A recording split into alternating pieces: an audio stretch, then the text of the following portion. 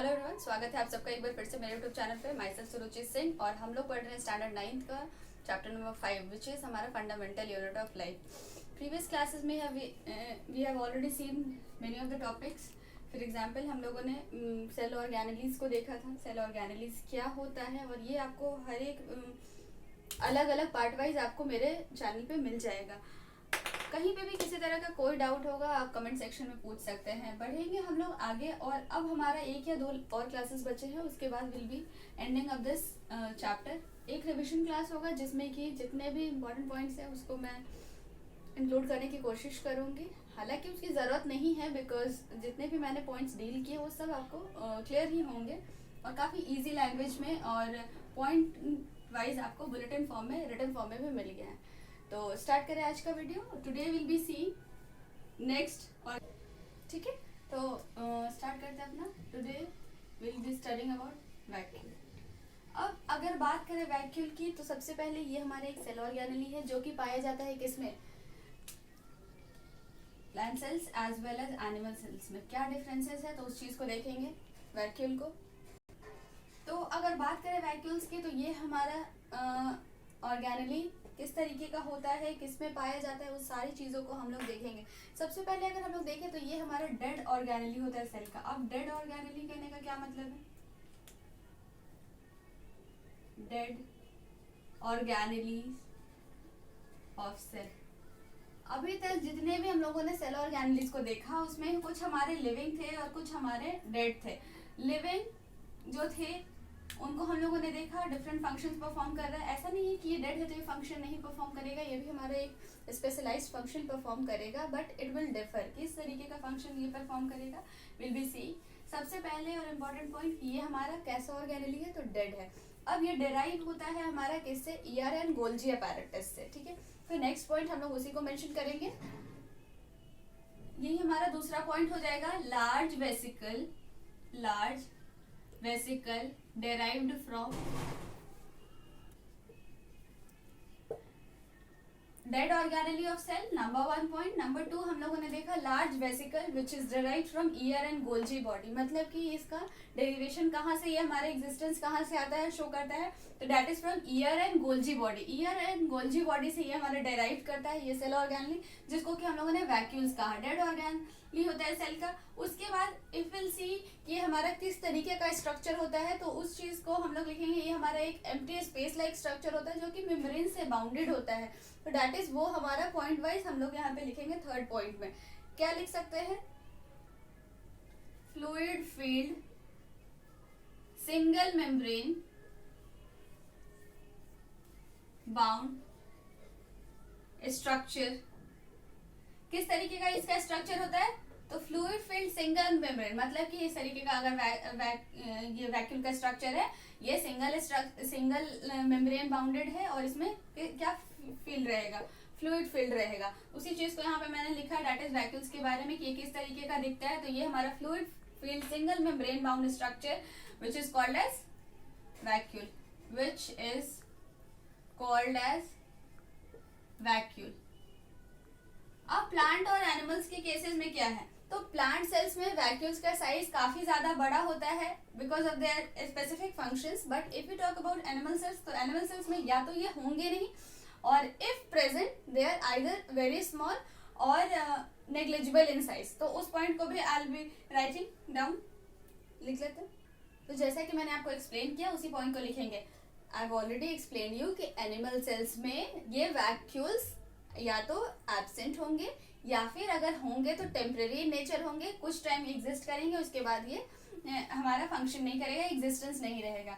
तो उस चीज को मैं लिख देती, इन एनिमल सेल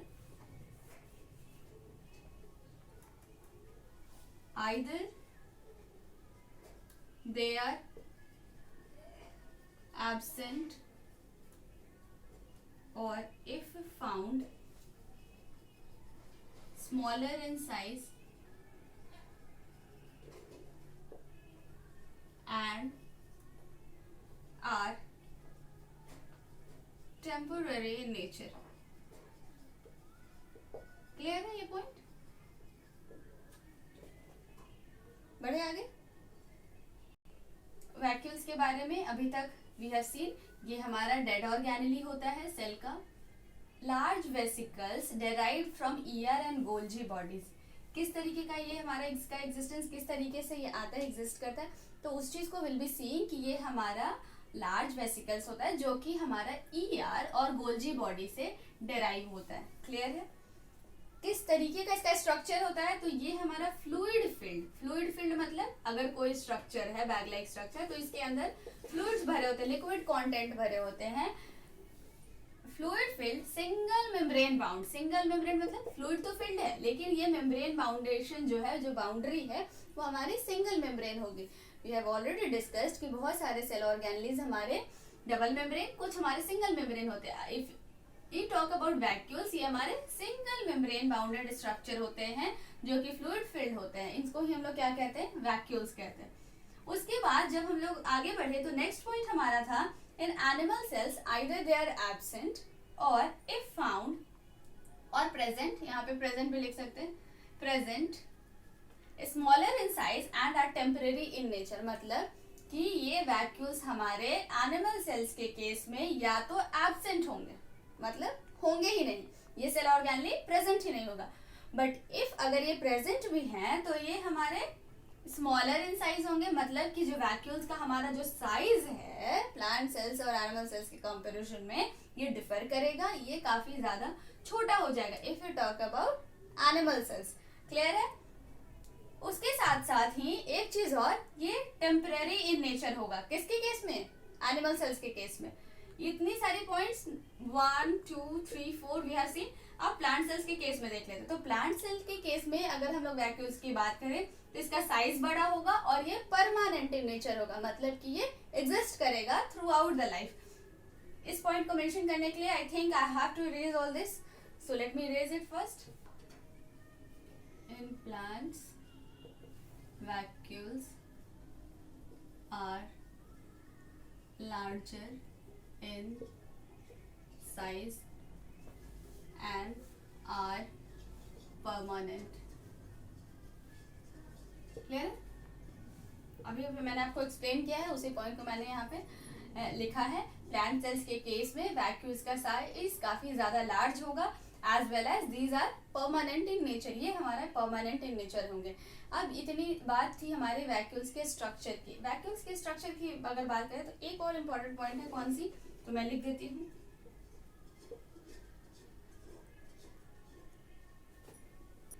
अब जो इम्पोर्टेंट पॉइंट है वो ये है कि प्लांट सेल्स के केस में ये जो हमारा वैक्यूल्स होगा, ये किसी किसी प्लांट में अगर सेंट्रल वैक्यूल्स है तो वो हमारा 50 to 90% सेल वॉल्यूम का स्पेस ले सकता है। उसके बाद जब हम लोगों ने देखा कि इसका स्ट्रक्चर किस तरीके से था, एक सिंगल मेम्ब्रेन बाउंड स्ट्रक्चर था और उसके अंदर फ्लूइड फिल्ड था। तो अब ये जो फ्लूइड फिल्ड है ये हमारा क्या कहलाएगा, सेल सैप कहलाएगा। ठीक है? अब ये सेल सैप में हमारे क्या क्या आ जाएंगे, क्या क्या कंस्टिट्यूट करेगा उसको देखेंगे। As well as will be seeing कि ये जो हमारा मेम्ब्रेन बाउंड स्ट्रक्चर है, आउटर मेम्ब्रेन है, इसको हम लोग क्या कहेंगे, तो this outer membrane is called as tonoplast. ठीक है? क्या कहेंगे, टोनोप्लास्ट। तो टोनोप्लास्ट का अगर डेफिनेशन लिखना होगा तो क्या लिख सकते हैं, outer membrane of the vacuole. Clear है? टोनोप्लास्ट हमारा क्या कहलाएगा, outer membrane of the vacuoles. As well as cell sap क्या कहलाएगा हमारा, फ्लूइड। फ्लूइड हो गया, या फिर हम लोग इसको क्या कह सकते हैं, solution present inside the vacuoles. Clear है? ठीक है? अब ये जो हमारा सेल सैप है ये हमारे सेल को टर्जिडिटी और रिजिडिटी प्रोवाइड कराता है, सेल के स्ट्रक्चर को मेंटेन करने में उसको बनाए रखता है। टर्जिडिटी और रिजिडिटी मतलब कि कोई भी सामान जो रिजिड होता है ना उस तरह के। अब ये सेल सैप में हमारा क्या क्या इंक्लूड करेगा, तो उस चीज को मैं लिख देती हूँ। It includes amino acid, sugars, organic acids and proteins. ये सारी कुछ चीजें हैं जो कि हमारे सेल सैप में प्रेजेंट होंगे। सेल सैप यहाँ पे रेफर कर रहा है वैसे सॉल्यूशन को जो कि हमारे वैक्यूल्स के इनसाइड प्रेजेंट है। It will consist amino acid, sugars, organic acid और प्रोटीन्स। अब हम लोग जो अगर इफ टॉक अबाउट वैक्यूल्स की अगर बात करें फंक्शंस की, तो अभी हम लोगों ने देखा कि ये सेल सैप की वजह से टर्जिडिटी और रिजिडिटी प्रोवाइड कर रहा था। उसके बाद वी हैव सीन कि ये हमारा सेंट्रल वैक्यूल्स अगर प्लांट सेल्स में एग्जिस्ट कर रहा है तो ये हमारा almost 80 to 90% of the cell volume consist कर सकता है। नेक्स्ट पॉइंट हमारा होगा इसका function. Will be seeing the functions, various functions which the vacuoles performs. Functions की अगर बात करें तो सबसे पहले हमारा फंक्शन हो जाएगा इट प्रोवाइड्स, अभी अभी जो मैंने आपको बताया, it provides turgidity and rigidity to the cell. Cell को रिजिड, उसके शेप को मेंटेन करने में ये हमारा हेल्प करता है। It provides turgidity and rigidity to the cell. Next, ये हमारे एक स्टोरेज ऑर्गन्स के जैसा एक्ट करता है, जो कि हमारे अलग अलग चीजों को स्टोर करता है। किस किस चीजों को स्टोर करता है जो सेल साथ में हमारे एग्जिस्ट कर रहा है? It helps in the storage of various substances। अब ये substances क्या क्या हो सकते हैं तो वो भी मैं लिख दे रही हूँ, which includes sugars, amino acids, various organic substances, as well as some proteins,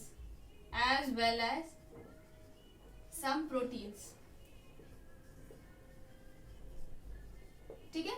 अब ये दो इंपॉर्टेंट पॉइंट इसके फंक्शंस में कि पहला ये टर्जिडिटी और रिजिडिटी प्रोवाइड करेगा सेल को, which helps in the maintenance of the cell shape. दूसरा कि ये हमारे स्टोरेज ऑर्गन्स के जैसा एक्ट करेगा, विच मीन्स कि ये हेल्प करेगा सेल्स के वेरियस ऑर्गन्स को, वेरियस सब्सटेंसेस को स्टोर करने के लिए। हम लोगों ने क्या देखा था कि सेल जो है हमारा, इसमें वेरियस सेल ऑर्गेनेल्स एग्जिस्ट कर रहा है। ये सेल ऑर्गेनेल्स अपने अलग अलग फंक्शंस परफॉर्म कर रहे हैं। अलग अलग फंक्शंस इसलिए परफॉर्म कर रहे हैं ताकि ये जो सेल का जो मेटाबॉलिक एक्टिविटीज है वो स्मूथली रन हो सके। जैसे फॉर एग्जाम्पल ह्यूमन बीइंग का जो हमारा पूरा फुल ऑर्गेनाइजेशन है ऑर्गेनिजम्स का, तो विल सी कि हम लोगों ने क्या देखा है, सेल, टिश्यू, ऑर्गन सिस्टम, और ये सब मिलकर के क्या बनाते हैं, कंप्लीट ऑर्गेनिज्म। ठीक है। तो अब जो हमारे ऑर्गेनिज्म है, तो हमारे ऑर्गेनिज्म में हमारे डिफरेंट ऑर्गन सिस्टम्स जो कि अलग अलग ऑर्गन से मिलकर के बनते हैं, जो फर्दर टिश्यू से, और फंडामेंटल यूनिट हमारा सेल हो गया। तो अगर हमारे बॉडी में जो अलग अलग ऑर्गन्स है, फॉर एग्जांपल हार्ट का अलग फंक्शन है, किडनी का अलग फंक्शन है, लिवर का अलग फंक्शन है, ये सारे ऑर्गन्स जब हमारे प्रॉपर फंक्शन करते हैं तभी ऑर्गेनिजम्स का सर्वाइवल पॉसिबल है। सिमिलरली अगर सेल के different cell organelles proper function नहीं करेंगे तो ये सेल हमारा एग्जिस्ट नहीं करेगा। अगर सेल का प्रॉपर एग्जिस्टेंस नहीं हो पाएगा, मेटाबॉलिक एक्टिविटीज मेंटेन नहीं हो पाएगी, which will leads to the entire structure हमारा एक दूसरे से लिंक्ड अप है, तो ये हमारा प्रॉपर फंक्शनिंग नहीं हो पाएगी। उसी तरीके से अब ये डिफरेंट सेल ऑर्गेनेल्स अलग अलग फंक्शंस परफॉर्म कर रहे हैं। अलग अलग फंक्शन परफॉर्म करने का क्या मतलब है, ऑर्गन्स का हम लोगों ने देखा कि हार्ट अलग, तो ये सेल ऑर्गेनेल्स हमारा अलग अलग फंक्शन परफॉर्म करेगा। सिमिलरली जिस तरीके से ऑर्गेनिजम्स के ऑर्गन्स अलग अलग फंक्शन परफॉर्म कर रहे हैं, अब ये ऑर्गन्स अलग अलग फंक्शन परफॉर्म कर रहे हैं तभी हमारा स्मूथली हो पा रहा है। कोई भी काम अगर आप एक ही इंसान के ऊपर डाल देंगे तो वो सही तरीके से नहीं हो पाएगा। फॉर एग्जाम्पल हम लोग उसको समझने के लिए स्कूल का एग्जाम्पल ले सकते हैं। स्कूल में मैनेजमेंट टीम अलग है, टीचर्स अलग है, गार्ड्स अलग है, सब अलग अलग है, ताकि स्कूल का जो फंक्शन है, जो मेंटेनेंस है, वो इजिली रन कर सके। सेल ऑर्गेनेल्स में भी वही है, ऑर्गन्स का भी वही फंक्शन है। अब ये ऑर्गेनेल्स क्या है, काम बटा हुआ है, जिसके लिए we use a term in biology that is division of labour. Division of labour का क्या मतलब है, सबका काम अलग अलग बटा हुआ है। क्यों, why division of labour? Because for the running और for the smooth functioning of the different organelles, सारे काम, सारे फंक्शंस प्रॉपर तरीके से सिंक्रनाइज्ड वे में रन कर सके, इस वजह से there is division of labour. Clear है? अब ये डिविजन ऑफ लेबर जो है वो ऑर्गेनली बेसिस पे, यानी कि पर्टिकुलरली एक सेल पे भी ये डिविजन है, कैसे? तो जब हम लोगों ने अलग अलग सेल ऑर्गेनेलीज को देखा तो वी हैव सीन कि गोल्जी अपैरेटस हमारा कुछ और फंक्शन परफॉर्म कर रहा है, वैक्यूल्स कुछ और फंक्शंस परफॉर्म कर रहा है, ईआर के अपने फंक्शंस है। तो ये क्या हो रहा है? डिवीजन ऑफ लेबर है हमारा। तो अभी हम लोग देख रहे हैं वैक्यूल्स का। वैक्यूल्स का फंक्शन हम लोगों ने देखा कि it helps in the maintenance of the turgidity and rigidity of the cell. ठीक है, तो ये सारा डिवीजन ऑफ लेबर है, यहाँ पे हम लोगों को ये चीज समझा रहा है। अब ये प्रॉपर फंक्शनिंग के लिए जरूरी है, इस वजह से कर पा रहा है। बेसिक स्ट्रक्चर सेल हो गया, उसके वजह से ही हमारा सारा बना हुआ है। ये हमारा अलग अलग फंक्शंस परफॉर्म करेगा, सिमिलरली जैसे ऑर्गन्स कर रहा है, रेस्पिरेशन का काम, डाइजेशन का काम, ब्लड को एक जगह से दूसरे ट्रांसपोर्टेशन का काम। सेल ऑर्गेनेलीज भी अलग अलग फंक्शंस परफॉर्म करेंगे, which we have seen in the previous videos, different हमारे ऑर्गेनेलीज के हेल्प से।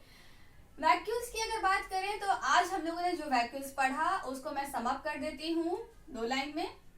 यही था कि ये हमारा सिंगल मेम्ब्रेन बाउंडेड स्ट्रक्चर है which is fluid filled. Outer membrane is called as tonoplast और हमारा जो फ्लूइड है that is collectively called as cell sap. ये सेल सैप हमारा बना होता है, अलग अलग चीजों को ये स्टोर करने में हेल्प करता है। किस तरह की चीजों को ये स्टोर करेगा? तो ऑर्गेनिक सब्सटेंसेस को स्टोर करेगा, अमाइनो एसिड को करेगा, कुछ प्रोटीन्स को करेगा, शुगर्स को करेगा। फंक्शंस की बात करें तो it provides turgidity and rigidity to the cell.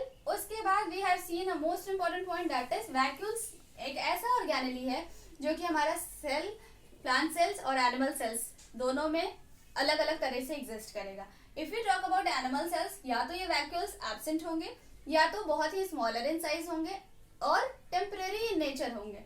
But if you talk about the vacuoles in plant cells के कंसिडरेशन में, if you talk about the vacuoles, तो ये क्या होगा? हमारा लार्जर इन साइज होगा, परमानेंट इन नेचर होगा, as well as ये हमारा स्टोरेज में हेल्प करेगा।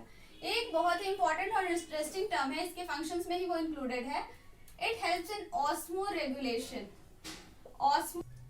It helps in osmo regulation, ये भी हमारा वैक्यूल्स का एक फंक्शन है। अब ये ऑस्मो रेगुलेशन क्या होता है, आप लोग थोड़ा सा इसके ऊपर स्टडी करिएगा। I will be discussing osmo regulation, हमारा एक एंटायर एक अलग ही वीडियो में आपको देखने को मिलेगा। आज के लिए इतना ही, मिलते हैं नेक्स्ट वीडियो में। और ये हमारा यहाँ पे इस वैक्यूल्स के साथ we have already covered the entire structure of a cell. Cell के सारे स्ट्रक्चर को we have seen in the detail with the structure and the functions. Mitochondria, Golgi apparatus, lysosomes, plastids, vacuoles जितने भी थे। अब हमारा जो बच गया इस चैप्टर से अगर बात करें तो we are left with a single topic called as cell division, जिसको कि हम लोग आगे आने वाले वीडियो में देखेंगे। तो आई थिंक यहाँ तक सारे पॉइंट्स क्लियर होंगे, सारे ऑर्गेनेलीज क्लियर होंगे। अब आपको क्या करना है, just start from the start making notes of your own. जो जो पॉइंट्स आपको समझ में आया है वो पर ऑर्गेनेलीज स्ट्रक्चर के साथ उसके फंक्शंस और उसके स्ट्रक्चर को डिटेल में लिखिए, क्योंकि क्वेश्चंस आपके बुकलेट से, यानी कि आपके जो बुक के पीछे जो क्वेश्चंस दिया है उससे डायरेक्टली नहीं पूछे जाएंगे, क्वेश्चंस कहीं से भी पूछे जा सकते हैं। इसलिए अगर आपको थॉरली रिविजन नहीं हुआ रहेगा तो काफ़ी ज़्यादा दिक्कत आ सकती है। अभी स्टार्टिंग है, लोड ज़्यादा नहीं है, कैरी कर सकते हैं, तो कीजिए। और मिलते हैं नेक्स्ट वीडियो में, तब तक के लिए thank you, have a great day.